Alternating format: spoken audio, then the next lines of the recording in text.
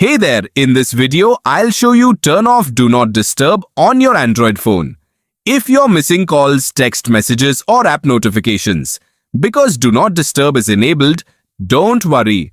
You can disable it in just a few simple steps. To begin, unlock your Android phone and open the Settings app.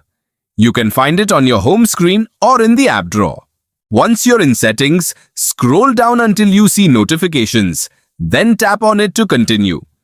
Depending on your Android version or phone manufacturer, the layout may look slightly different, but the option will usually be in the Notifications section.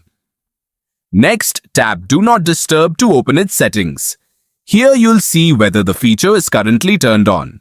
If it is enabled, simply tap the toggle switch next to Do Not Disturb to turn it off.